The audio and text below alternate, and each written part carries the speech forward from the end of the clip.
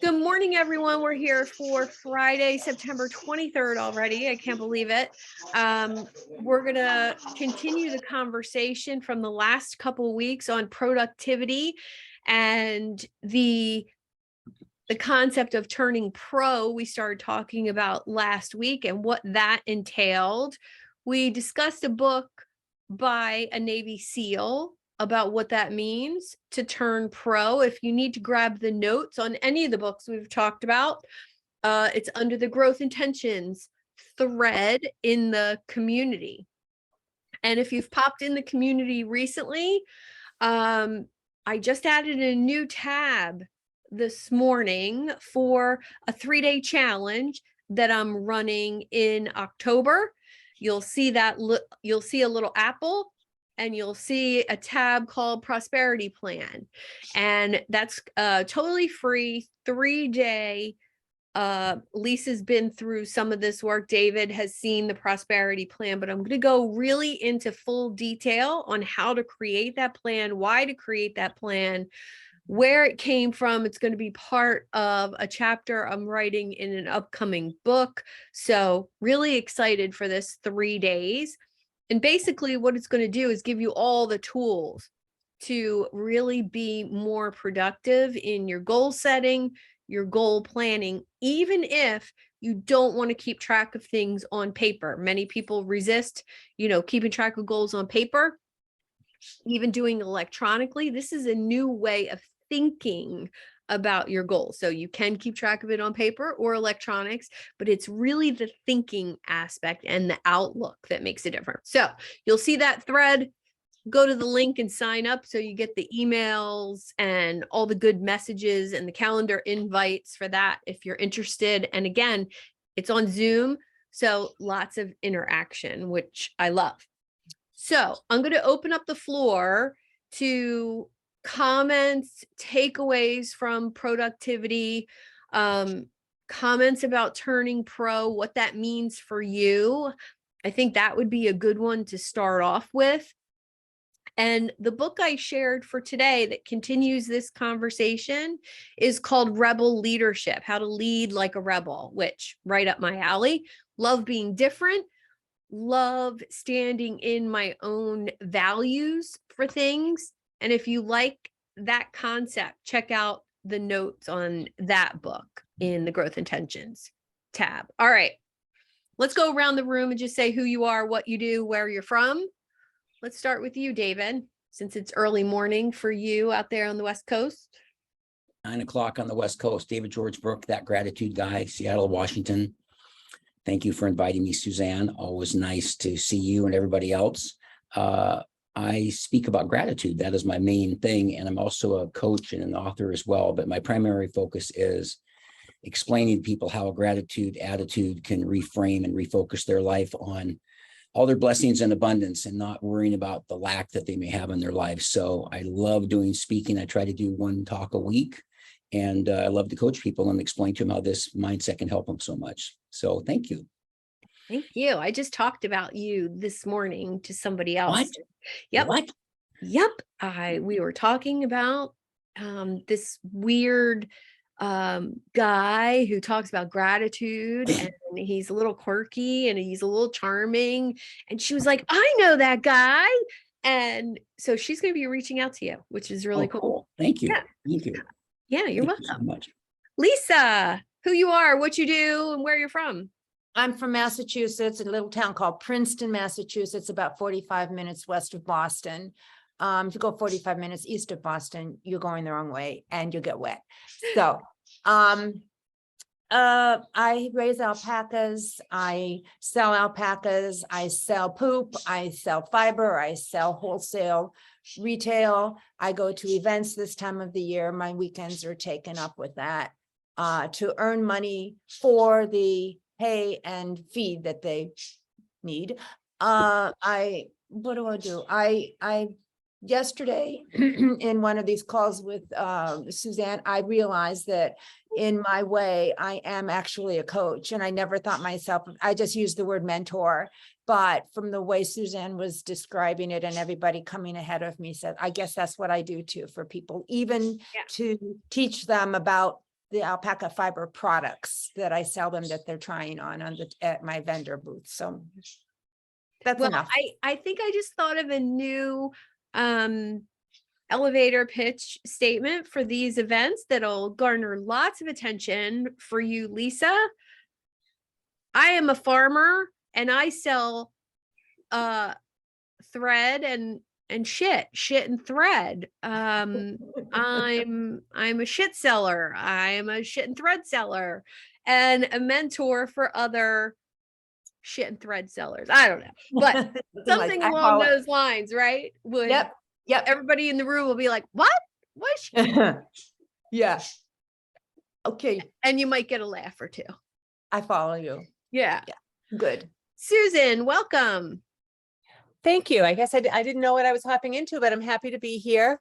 I am calling today from Westport, Mass. So if you go 45 east before of Boston, as Lisa was saying, if you go east, you might end up in the water, but first you'll stop at my house because then I'm about 5 miles from the water, maybe even less, in Westport near Rhode Island. I am I work with coaches and consultants who are ready to show up. I've recently started, instead of saying the word marketing, I say the word showing up for the people who actually need you. So I work with transformation creators to help them show up so that they can attract, engage, and nurture their ideal clients. I love it. Well, I love having you here. This calls every Friday at 12, and we talk about different books, different concepts as it relates to being an entrepreneur, productivity, all those personal development, business development goodies. And I have tons of book summaries to share. So that's what I share in that growth intentions tab. If you're looking to hack your learning system a little bit, it's a great way to do it. You're welcome. Hilary. Hello, I almost said good morning, but now it's good afternoon. Yeah, time for lunch. I am Hilary Spivek. I am calling in from Lambertville, New Jersey, the smallest city in New Jersey, and it's so lovely. It's a little city in the country. I am a consultant for Arbonne. If you would have asked me 6 or 7 years ago, I would have been like, I'm not doing that crazy business. Isn't that crazy with those crazy people? And now I'm one of them. And I actually have on the wall, people who are crazy enough to think they can change the world are the ones who do. So now I feel like I can change the world. And like Lisa was saying about being a coach, I feel like I'm an educator, even though I didn't go to school for education. I was a business. I majored in business. And here I am with my own business educating people. And I feel like Arbonne has a really great reputation for great products because they've been around for 42 years. They're all botanically based. They offer benefits. And it's just so much more than that. I want people to understand that the business isn't crazy. And to understand what you put in your body and on your body makes a difference. Hilary Spivek, Arbonne, you never knew how good your body could feel. Great job, Hilary. Yvette, can you say hello? Yes, good afternoon. Hello, everyone. My name is Yvette. Hi. Suzanne, thank you so much for inviting me. I'm happy to be here this afternoon. Finally had an opportunity to jump on. And I'm kind of out and about right now, but I am really going to be a fly on the wall and listen to all of the great information and tips, and just to catch up with you all in terms of what you all have been studying and discussing. So I am by day, a grant writer and a project manager for a public charter school in Pennsylvania. I actually live in Delaware, and I also have my own consulting business where I do similar work with charter schools, public and private, helping them become grant ready to compete for federal grants. So I focus on grant writing, coaching, training, and project management. Well, welcome. Great to see you here. Great to see you in my community, and yes, we'll connect soon. Okay, thank you. All right, who wants to kick us off today and give us an idea of what it means to turn pro for you in your respective businesses? What does that mean? What does that look like for you?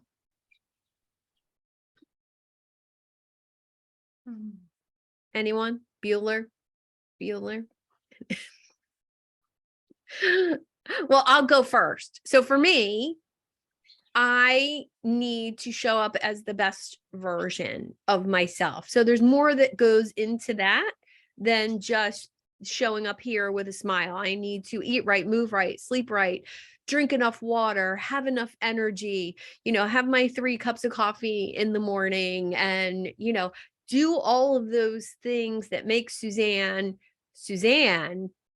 And then when I go to connect with a prospective client or my community, I can do it at that higher level. So that's what it means to be pro coach to me. And if I was a pro athlete, like I was when I was younger, I worked every day with the competition in mind. So it was the way I ate, the way I moved, the way I slept. I might have drank a little bit more then when I was younger, but everything was with that competition in mind. Be the best version of yourself every day, and you show up on Saturday to compete better. I would say it's so interesting. I would say the same thing, except not for competition of sports. And I wasn't that way in college and after. I would say I transitioned into that best version, or working on that best version. I didn't care 20 years ago about when I joined this business, and I didn't know that that would happen. That wasn't what I was expecting. The only thing that I would change is I'd have fizz instead of coffee. And I think whatever you're doing, if you're living it to your best self and your best version, you're going to attract that to you if that's what you're looking for. And so, yes, that's it. I think that's so true. I think I didn't realize that, being a business owner involved more than the business skills until I got much older.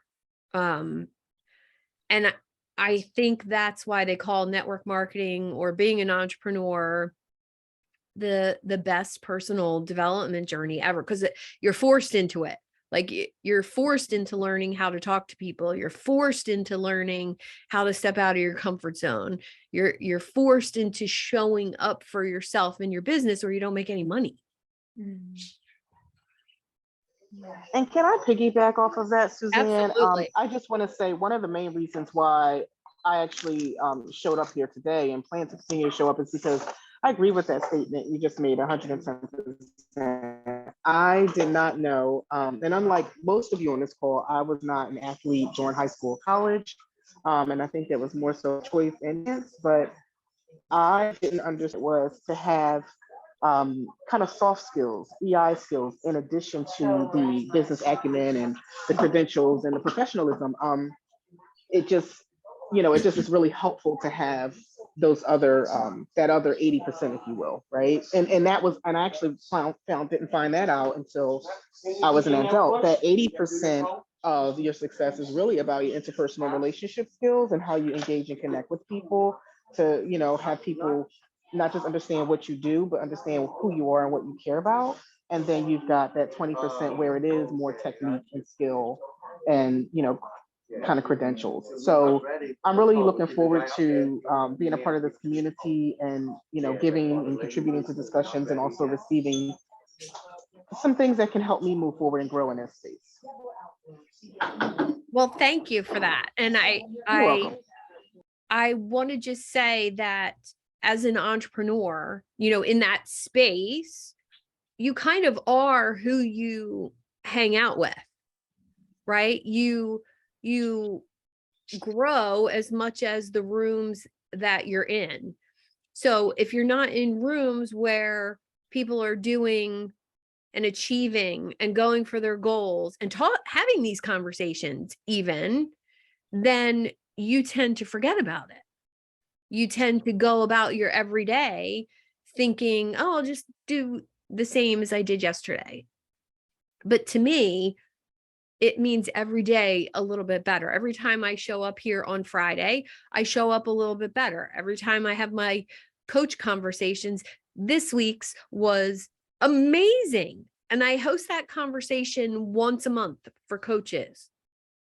And the first one wasn't great, but as I'm doing it more, I'm refining what I want it to be in my head. I perform better, more people come. I don't know how to stress to keep practicing, keep showing up to people. I think that's really the key. I often say that, Suzanne, that digital marketing, right? So showing up, as you're saying, is a practice, much like, I practice meditation and yoga, and so do many of my clients or my audience. And so I say, it's like that. You never say, oh, that was the most perfect yoga experience. I never have to do another one. Oh, that meditation was perfect. They're never perfect. And the same thing with showing up. And I would also say, as far as becoming pro, whether it's myself, because I have to talk to myself all the time, or my clients, of course, I'm talking to them, and sometimes I have to heed my own advice. It's to get over our badass selves, right? Like, put the ego aside. Yeah. Because if you have a transformation to create, and I know that I have a service to bring, I can't get on camera and worry about, is my hair right? Am I going to look stupid? Is anybody going to show up? And so to put your ego aside and show up in service, I think that's a big part of becoming pro as well. Oh, I love that. I mean, how many of us here have had an event, a Zoom, a call where somebody didn't show up, or a Zoom and you thought 14 people were coming and nobody showed up? I mean, how many times does that happen? It's happened. I can't even count how many times it's happened to me. And in the early days, I remember the first time I hosted an in-person workshop in my cute little office space that I had spent months decorating and achieving and doing. And I scheduled that workshop, and I did the flyers, and I did the Facebook event, and nobody came. And I sat there and cried, and I never did that workshop again. I was so discouraged, so discouraged. But it's one of my favorite talks now, 15 years later. So what would have happened if I just scheduled another one the next week and didn't get discouraged? Good lesson. I agree. Yeah. Go ahead, David. One of the words that I use, actually two words, a couple of people have mentioned being on different masterminds and calls and things and networking groups, is like-minded. In my career, of all the things I've done in the last I started this about 7 or 8 years ago, but in the last 4 or 5 years, I've met more like-minded people than I have in the entire 60 years before that, just being in retail, working for Nordstrom and Lowe's and things like that. And it's just, I'm just fascinated by the people. And so I think when I think about turning pro, not that everything has to relate back to money, but when you meet people, when that's kind of their own source of income, and if you don't sell your courses or sell your coaching or your talks or whatever it might be, you're going to have a tough time paying the mortgage. And so I look at people I've met along the way, and they're nice people, but to me, there's a very big distinction between people where this is kind of a hobby and then somebody does it full time. And it's really, there's no training wheels. You got to pedal your own bike. And I think there's people that I meet, and maybe transparency here, I'm just jealous, but they've got a wife that makes a ton of dough and they have a trust fund or something like that, and they're doing their thing too. And I kind of go, you and I are not the same, because to me, if I don't do this, it's going to be a knock on the door. Excuse me, the mortgage hasn't been paid. And so it doesn't necessarily mean that's the only criteria, but everybody, all these like-minded people, I can tell it's not a hobby, and they take it very seriously and are very passionate, which is a word that gets used a lot, but it's really true, about what they do. And you can just tell by how people talk about what they do. Well, where are you from and what do you do? And you can just feel it across on Zoom and things. So that to me is what really defines somebody that's really, I guess, pro to me. I love that. Thank you. I'm glad we're recording that. I might pull out that little juicy tidbit from DGB. I run into that a lot, David, as well, because I mentioned who I work with, and often they'll get their certification, yoga or coaching or whatever, and the first thing they do is go get a logo. And they think that that's what makes them pro. And then they'll go get a business card. And then they work really hard at manifesting their success without doing the things that make them show up. So I think that, right, that distinction between hobby and making it your livelihood is a good one. And I think, Susan, there's a book that, I don't know if you know about it, but I read it and Susan did, called The Prosperous Coach by Rich Littman and Steve Chandler, I think it is. And I love one of their lines in there, and you can get all the certifications you want, but if you don't have a client, you're not a coach. And I think there's so many people I've come across, and it makes me laugh. I mean, they're nice people, but they don't have any clients. And it's like, if I'm a speaker, if I don't have speaking gigs, what good is that? You know, so, and what I like about that book is they both really talk about how to get clients. And it's like, I had a brother that I think he had about 7 degrees from college by the time he was like 35 or 40. And I thought, at some point, are you going to like get a job? Or are you just going to keep getting degrees? You know, and at some point you got to put the pedal to the metal. So yeah, I think it's and it's so funny about getting the logo. I told in a business card, here's my card, and you're happy for them, but is there any business? Do you have any customers? You know, Yeah. So good point. Yeah. Let's say hello to Charlie. Hi, Charlie. Thanks for joining us. Oh, you're on mute. Welcome to my kitchen. Yeah, it looks beautiful. Yes. Yeah, I'm at the Pyramid Club. I can tell. There we go. How are you Some of today? my closest friends. I'm doing well, thank you. I'm sorry I'm late. I went to a training seminar and we ran a little late, so I apologize for not being here earlier. Oh, quite all right. We're just continuing our conversation from last week and the week before about prosperity and productivity, and that idea that came up last week from the book by the Navy SEAL about turning pro. And this week I shared a book summary called Rebel Leadership. And one of the things that's talked about, and let me just pull that summary up for you guys.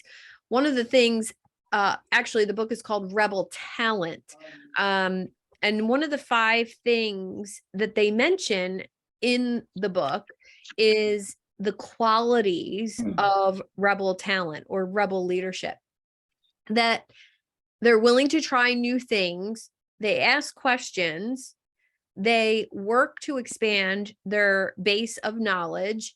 Number 4, they resist being in a category or stereotypes of that category, and they show their true selves to the world. And then the book goes into offering you tips to help you get better in those 5 areas. And I would argue they aren't just the areas of rebel talent. They're really the skills of being an entrepreneur. Why do you think that is? Because I think there's a part to be successful as an entrepreneur. You have to think a little bit differently than the masses. You have to be willing to be your own category. And whether that's an actual category or whether it's an island of one, you have to be confident enough in yourself to walk into a networking group and not know anybody. And you've never spoken to anybody in the room, and you could walk in and have conversations. If you can't do certain things like push out of your comfort zone, learn new things, ask questions, or walk into a networking meeting, how do you expect to grow a business? Okay, good, thank you. Yeah. And I'll use Hilary as an example since I know her business really well. I was involved in network marketing for years in the 90s. I led a very successful team with Young Living, and then got recruited by another company, another essential oil company, and got given a team with a whole huge downline of people to train. I know what it takes to build that, and it's personality and it's interaction with other people, and it's committing to it every day, even when people tell you no. You could hear no 100 times. And how Hilary has made herself different, which I love, and I didn't do it back in the 90s. She's a great networker. She meets tons of people. She connects people all the time. That's her value add. You want Hilary in your group because she's a connector. At least I do.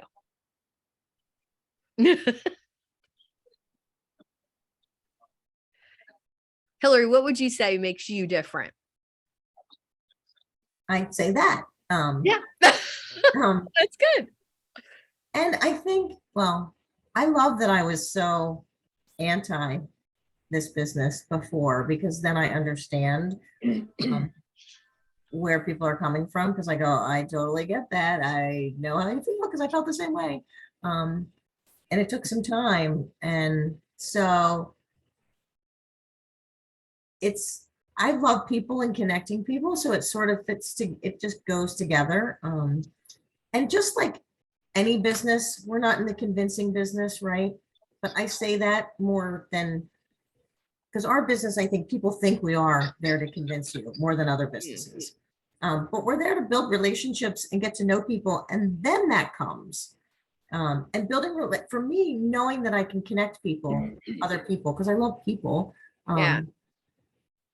is so rewarding. Like, I went to a networking event in person last night. It was lovely that I made everybody go outside. I'm like, we're going outside, because I'm still wearing a mask inside.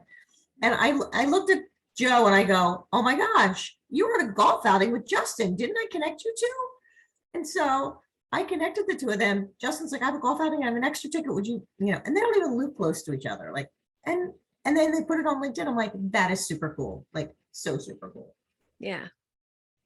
I think it's really gratifying for me when I see, somebody I introduced on someone else's podcast, or working with someone, or even just having a one-on-one. I think that's why networking to me, or personal introductions, had to be part of my community, because it was so important to me that this person meeting this person, there needs to be an effective way to do that, because if I like you and I like them, you two will definitely like each other, which I love that. And I met someone last night that is a graphic designer, Suzanne, that I'm going to connect you to. Oh, awesome. I need a logo person in my life. Not for myself, but I need a logo person in my life. Part of Hilary's passion is just meeting new people. It's trying to help people in her downline be successful, to realize a dream, whatever that dream may be. And she's the catalyst to make that happen through her product line. And she's there to give them the support and help them be successful. So that's all part of her secret sauce. She's very committed to them, and they know that she really cares about them. Because so many people, they don't take care of people in their downline. They just try to get as many people in their downline as they can. Yeah. She's different. Yeah. I think that's a great explanation. I'd love to know from anyone, or each of you really, what makes you different with the people that your peers, or not peers, somebody who does exactly what you do. What is it that makes you different? And I'm going to pick on David, because I know somebody else who does gratitude talks in a very small way. And immediately it's David's stories that differentiate him. And Charlie taught me a lot about picking what makes you different. Is it price that makes you different? Is it, a unique transformation that makes you different? Is it your stories that make you different? Or is it your experience that makes you different? And I love that about David because his personal story is what pulls you into his brand. What is it for you that makes you different? Suzanne, I would just add one thing. Thank you Yeah. for those comments. I have a lot of friends that kid me about, oh, it's Mr. Follow Through, Mr. Follow Up. And I've gotten speaking gigs where I couldn't even tell you how many emails have gone back and forth over the course of 6 or 8 months. And I finally got the gig. And, it's the old line about the successful salesman makes 4 calls, needs 4 calls to make a sale, but the average salesman gives up after 2 calls. And so you just have to go after it. And so I think it's one thing to have the passion and have the content, but it's another thing. I'm just constantly shocked by the lack of follow through by people. That I'll email them or call them or something about something I need or just whatever, just in general, all sorts of things. And it seems like I said the other day to somebody, if I send what I call an average 10 emails to various people on various things, a good day is when I get 3 responses in the next couple of days. That's really good. I think it's sad. Really good. Yeah. And I think it's really sad. So follow through can make such a difference. And I've had people send me emails, we're going to go ahead and hire you. And by the way, thanks so much for your persistence because we've been really busy and things like that. So it really pays off. I had a great follow through. I'm going to show it to you because it's right here on my little table to take a picture of it. So I connected with somebody on LinkedIn. We had a one-on-one. She's now a member of this community. She loves what I'm doing. So she sent me this card in the mail. Thank you. Now wait for this, right? It's a picture of me. Now she took it when we were on Zoom together. And on the back is a picture of her. She wears all her different colored hats. And her name is Nancy. And she's a sales coach. Now, this card, she uses a service for this, but it came in a handwritten envelope. Well, it looked like it was handwritten, but it's not.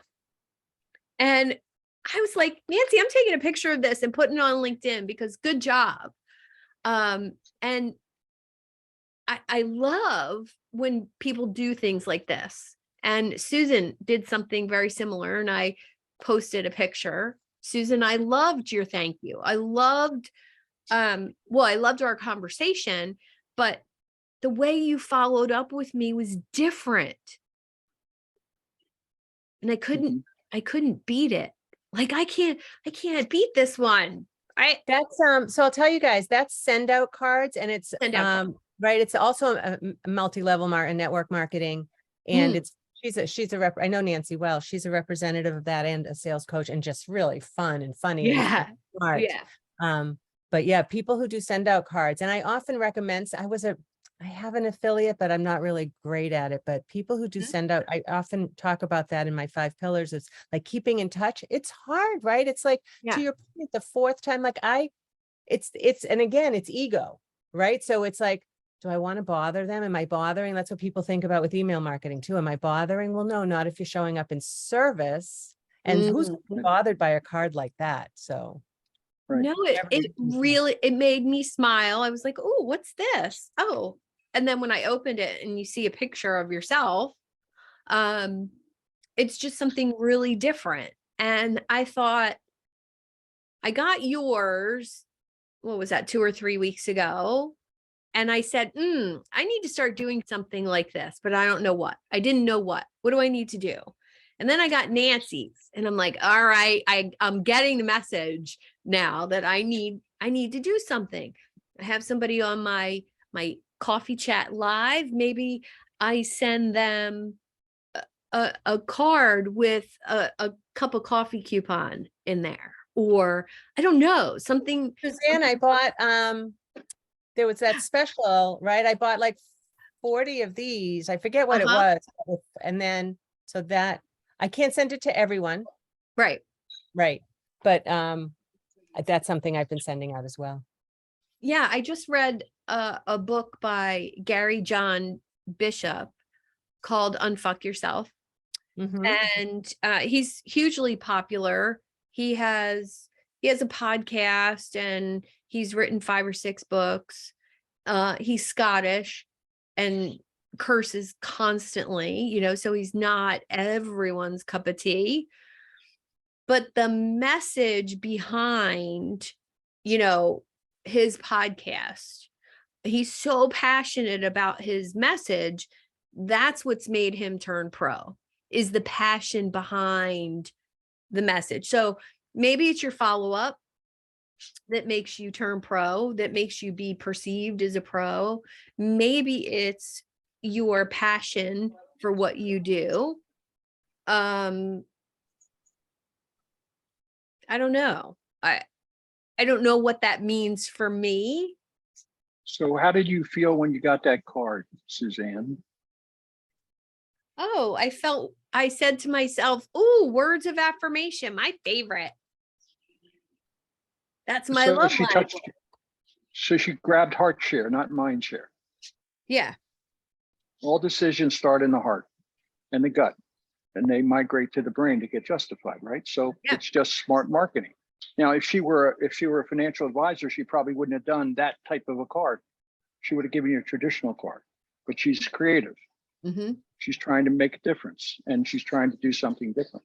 Yeah. So again, whoever said it, they don't care about you unless they know you care about them. Mm-hmm. All that extra effort, even though she may be outsourcing it to somebody, it's still extra effort. She's still Yeah. spending the money, and it says, "Hey, Suzanne, you're worth it." So you're more likely, if you're going to refer somebody out, you may refer them to her, just because she cares, and she'll take care of your network the same way she took care of you. So all important stuff. Yeah. Hey, Susan, could you put that book back up? I wanted to get the title. I love that title. Okay. That's Donnie Boivin. I think it's like $4 or $5. That's how Suzanne and I met, was through Donnie. Yeah. Yeah. Through you. his group. Thank you. Thank you. And there's not a group in our area, Charlie, which I'm putting together a local chapter, within 100 miles of me. So we can talk about that. What are these groups called? Success Champions Network. Okay. So it's a networking group similar to others that we've been in together, that has local chapters and then national group. And you can go to different meetings if you want, or have your own chapter, whichever. But he's pretty dynamic, and his way of giving value to his community, very close to my heart. That's why I'm there, because it's very similar to me, except for the F-bombs all the time. That's the only thing that's really different. I do curse once in a while, just not as often. But I think one of the important things for me in a community, it's the sharing of knowledge, the sharing of value. And I get that in his community, and love for mine to be the same way. That'd be a great post you could do from your experience, to put it out there. You define what you believe a community should be. Mm-hmm. And then all of a sudden you may have people knocking to join your community. Well, I'm hoping that's how, when I talk about community, I'm hoping that's how it's perceived. And as long as I keep delivering that experience, and you guys keep enjoying that experience, then I'm not too worried about how it will spread. It's all about the consistency factor and not getting discouraged. Keep showing up, keep showing up, keep showing up. Great point. Yeah. All right. Next, rebel leadership quality is start new things.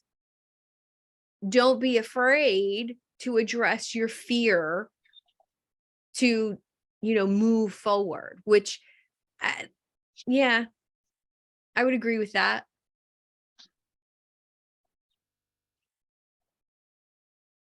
Anybody have a fear that holds them back currently? self-conscious about being on video, new experience. Maybe you don't know technology, so Lisa gets a little flustered with technology sometimes, and that's what she has me for. Right. Yeah.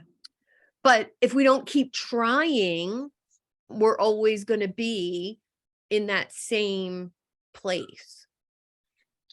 Well, none of us would be on this call if at some point when we started our businesses, we pushed past the fear Yeah. and tried it to come out the other side. So we're all in that club. We've met it and we've moved through it. Mm-hmm. And many of us are in a situation to encourage other people to try it. Because Yeah. it's on the outer edges of normal where we live. And we've proven that by going there, we can have meaning and success at the same time. And I think connection with other people too. Like, you know, we couldn't all be in the same room together today, but we can all be in the same room together on Zoom. That's pretty cool. But a lot of times people are afraid to do that when they first start out, when they first go into business. They think making a logo, like Susan said, was going to bring them business. No, you have to meet people. You have to talk to people. There's an incredible coach who I've mentored on and off the last year, and he doesn't want to be on social media, and he feels like he has to. And I made one suggestion to him to reach out to a local acupuncturist and tell the acupuncturist what you do with cancer patients. He's a 6-time cancer survivor, and he healed himself, healed his body, and hasn't ended up with cancer again in 20 years after getting it 6 times. Yeah.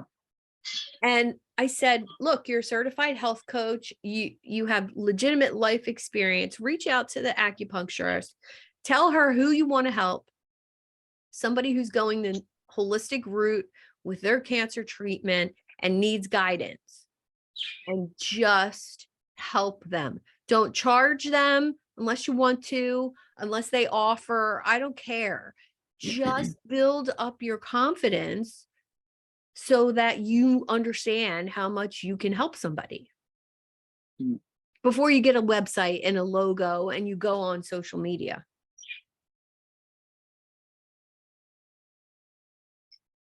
All right, let's talk about asking questions. How comfortable are you asking questions?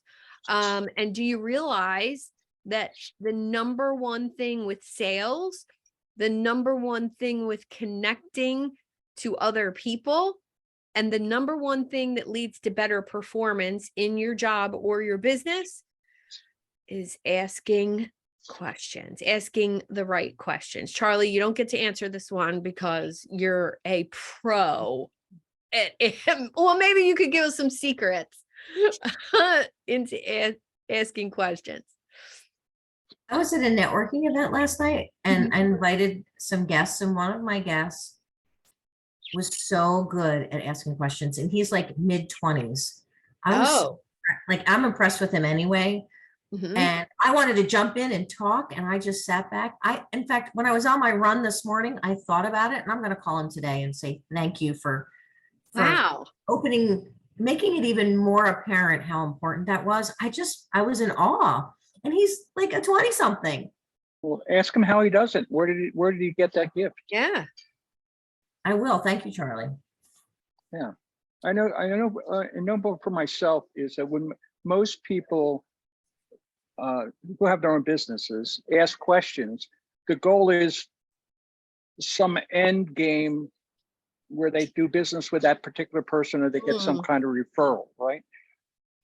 So the way to ask good question is not have the end in mind, not saying, I want to ask this question to gather this information so I could do business, but be generally curious about the person, because everybody's unique and everybody's different. And if you view everybody as a potential member of your network that you could outsource business to or refer other people to, takes on a different meaning. because you really want to understand them, because if you're going to refer people to them, you must have vetted them properly and make sure that they're okay. And because you don't want to blow up your relationships with your network. So I'm just curious about people and the journey, what got them here, you know, because everybody's journey is different. What have they learned? Because we're never finished our journey. We never get to the destination. You know, at some point somebody says, hey, time to leave. But up to that point, it's all our choices. I'm putting my favorite questions in the chat. Why don't we all do that? Favorite questions that you ask when you're having a one-on-one, or, you know, you're in a networking thing and they put you in a breakout room. Do you have favorite questions that you ask? And I know, because and Hilary probably does this too, because she likes to connect other people. I like to know who somebody's ideal client is. Who can I introduce you to? Who's a good referral source? What lights you up about the work that you do? Oh, I love that one, Susan. That's really good. I like to say, how did you get to doing what you do? Because if somebody asks me that question, it's a kind of fascinating story. The transition. Who is your profile client? Yes. Who's that ideal client? Who's that client avatar? What did you say, Charlie? I'm just talking to myself. Oh, okay. What did I always humor myself that way. Oh, that's good. David says, what do you know now that you would have liked to have known at 18? Do not marry him. That's what I would have liked to know. Do not marry him. Love that one, David. Thank you. And you can talk anytime you want. Just unmute yourselves. Something else I really like is, how do you work with your clients? Hey, Susan, how do you work with your clients? Oh, I do a free thing, and then I have a 1-month package. I have a 3-month package. I typically work with people from 3 months to 6 months. Like, I like knowing that, because when I refer to Susan, which will happen in the future, when I refer to her, I get to say, look, she's got packages from 1 session to 3 months. Have a meeting with her, see if it's a good fit for you. And the potential client goes feeling like, oh, I'm more prepared for this. I've worked with Charlie, so when I refer to him, I say, listen, this was my personal experience. Here's what happened. Here's how it was for me. Here's what I discovered about myself. I think it would be really helpful for you to have a session with him and see where it goes, right? Because I have that personal experience with it. What do your clients say about their experience with you? I like that one too.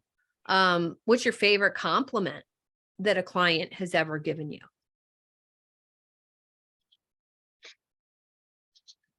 I like when David told me yesterday he liked my new haircut, but that's totally not business related. What's your superpower? That's another good one. What's good about that question, Susan, is they generally don't know. So that starts a whole different great conversation, because then all of a sudden you're helping them discover it, and for that they're grateful, and in some way, shape, or form they'll reciprocate. I agree. That's one of the things that I ask them to do as in getting started to do the work with them is, you know, what is your superpower? If they don't know what it is, I ask them to go into the different groups that they're in and ask people, what do you think my superpower is? Or what are the 3 words? Just ask your friends, your family, your colleagues, what are the 3 words you would use to describe me? There we go. That helps them. Yeah, I just for the benefit of the group, I have access to an online survey to help people figure out their personal brand, where you can invite as many people as you want to go online and answer questions like that. What's your greatest strength? What's your greatest weakness? What 5 words describe you? What 5 competencies do you have that you bring to the table? That kind of stuff. And then the algorithms go to work and it interprets all the data, and it gives you great information that you can use in your marketing. So if you're interested in that, let me know. I would. All right, just contact me, Susan. Be happy to help you with it. Awesome. Yeah, Thank because again, you know, somebody said to me, Charlie, I'd like to go to lunch with you. Great. And at lunch, the person said to me, so Charlie, I'm really trying to figure some things out. Could you be candid with me and tell me what you think of me? I said, Mm. wow. Let me ask you a question first. He said, sure, what is it? He said, are you picking up the bill? Because what I say will determine whether it's going to be Dutch treat or you're picking it up, right? So my point is nobody's going to tell you the truth that way. I believe it's got to be done anonymously. And that way people will really, because they really want to level with you. Mhm. You know, nobody wants to offend you. Nobody wants to damage the relationship with you. So how can you go about doing that? And so I've had access to this tool since 2007. Millions of people have taken it. And it's just, to me, it's just a wonderful insight into what you want to find out. For example, you have an idea of why you're different. The test will tell you why you're different. And now you want to ask the crowd what the difference is. Susan's in marketing, right? Susan, I assume you're in marketing, right? So you want to, you know, we do focus groups. Well, this is a huge focus group that's anonymous that gathers all this information and crunches it and then gives you the feedback on yourself that there may be some aha moments there, you know. So There was, happy to share and it with you. I will say, getting that information about me, like, I learned something about myself as an entrepreneur that's always been true, but I used to beat myself up over it. Like, oh, you're not doing a good job. You're not doing this right. You're not, I don't know what's wrong. And fundamentally, my skills aren't in that column. Well, I kind of knew that, but when you have the tangible feedback that, oh, you're great in these 3 columns, but this column, you got nothing. You got none of the skills. Well, God, that makes a heck of a lot of sense to look at things like that. It was really helpful for me. And now I know who to hire. People that have skills in that column. There you go. You find people that are complementary to you. Mm-hmm. So a question, when I took this survey, one of the strongest answers was Charlie really listens well. And one of my greatest weaknesses is Charlie doesn't listen. You know, I said, what the heck are they talking about? So I asked some people who took it. They said, hey, I'm getting these mixed results. What do you think? And somebody had the courage to simply say, listen, Charlie, you're so interested in helping people. You cut them off. You don't let them finish what they're saying. So therefore they think you're not listening to them, that you just want to give them an answer. You got to shut up and let them get it all out. And then you have to say something to them to say, damn it, he did listen. And boy, did that totally change my interactions with people, because I so much want to help. I see an answer and I want to give it to people as quickly as possible, but people don't see it that way. Sometimes it undermines the relationship I'm trying to build. So it brought that out. And if it hadn't brought it out, I would probably not be on this call with you today, because my practice would have failed. Mm. Wow. Wow. All right. Last tip. Was that a mic drop moment or something? Yeah. Everybody got quiet. Yeah. I think that perspective on, yeah, maybe it's just the learning yourself part of turning pro. You know, you can't ask good questions of other people unless you're asking them of yourself. Mm. All right, last Good. tip from this book about rebel talent, that you push boundaries and also fight the categories. And this one spoke to me because I read the book Category Design years ago. For those of you not familiar with the concept, just Google category design. And it's basically the idea that, okay, I'm a coach, right? Coaching is a category, but I wanted to call myself something different than everyone else. Now, how do you do that? You have to, you could copy someone else's name, life coach, business coach, emotional coach, spiritual coach, gratitude coach. Like, David created a category, that gratitude guy. He's that gratitude guy. That's it. He category. Charlie's a coach, but he's the what's next guy. He calls himself a human archaeologist, right? And it's more than just the name of your business. It's more than that. It's your own category. So by fighting being the same as everyone else, you begin to see what makes you different. And that is so attractive to me, to be able to find that for a person. But I had to find it for myself first. Any thoughts there about being different?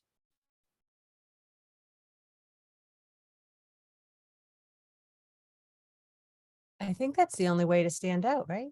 I mean, I think so. somebody asked me about a group I was in and I said, well, there's the insurance guy, the other insurance guy, the mortgage girl, and the blah, blah, blah, whatever it was. And it's so, right? Like, I don't know what makes them different, right? They're true. reliable, they're smart, what makes them different? They try, like, I know that they try to say things, but it hasn't stuck in my head. Yeah. And I Yeah, also think, Go ahead, Yvette.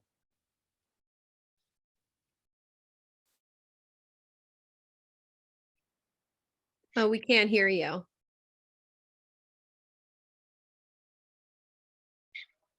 Okay. Go ahead, Charlie. we oftentimes in our internally, we know what we want to say, but we're not good at finding the words that people can connect to, right? So we confuse people. There's an interesting book written by an ad guy called Sheep Don't Eat Complicated Grass. And it's all about using the right words to connect with people the way in which you want to connect with people, right? So if David went out on stage and started using words that people couldn't connect with, he may not come across as impactful as he intended. Words are very important. And that when we describe ourselves, we oftentimes don't have the right metaphors or analogies and key words to be able to get people to see us the way we want to be seen. It happens all the time. We get underwhelmed, Susan, right? We get underwhelmed. Yeah, because how many times do we go to a networking event? I just went to one in person last week, 40 people in the room, and there were 6 realtors, 5 mortgage people, 3 title people. I was different in the room. I was definitely different. You know, it was a room full of service providers, and Main Street businesses. And that's a great opportunity for me to show up and be different. But it's also an opportunity for me to show up and be seen. Oh, she's not like us. She's not like us. Right. She's not. Right. So you have to be okay with that. Well, they also, there are a lot of groups where it's made up of a lot of coaches who seem to be very similar. And this is me personally, what can I gain from being part of that group? Because I may be perceived as a competitor. So how candid and open and helpful are they going to be with ideas if they view me as a competitor, if you follow me. So I look for places where I'm different, where there's nobody like me there. Yes. There could be other coaches there, but they're not like me. And as a result of that, I'm finding strategic partners to work with to get business. Same. Yes. Love that. Go ahead, Yvette. Hi, I was just going to say that I think also along the lines of the being different piece, I think what's also helpful to your earlier point, Suzanne, is making sure that you're very strategic about selecting networks and communities who embrace and celebrate difference, just in general, right?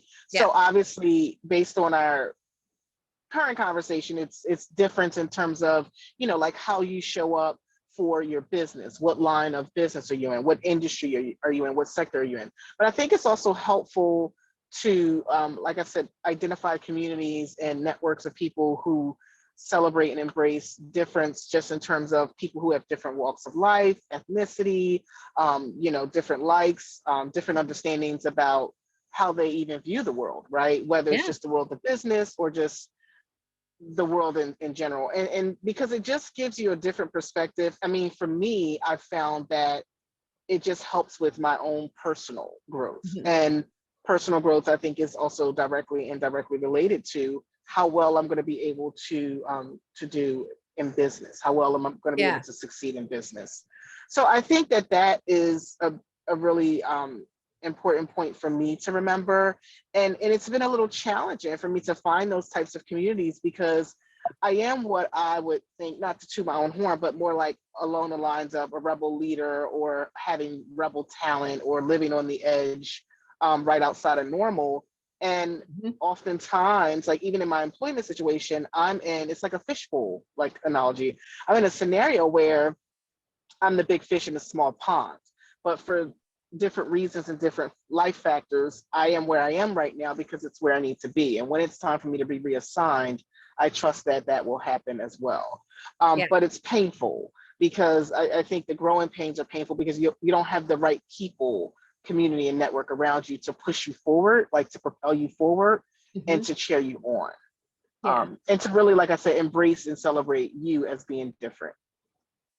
Well, if we can be any help for that for you, if you're not getting it in your day job, get it Mhm. somewhere else. And whatever help we can be in that department for you, you got it.